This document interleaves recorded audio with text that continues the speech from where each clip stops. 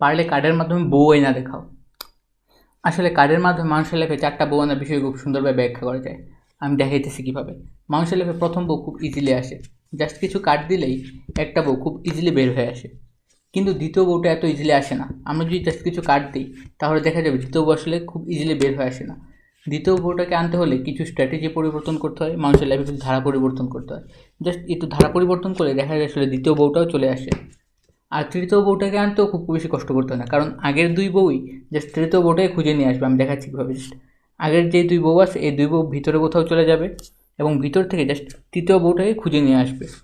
আর মানুষের লাইফে এভাবে জাস্ট 3টা বউ চলে আসে। আর 4 নম্বর বউকে খুঁজে পেতেও খুব একটা বেশি কষ্ট করতে হয় না।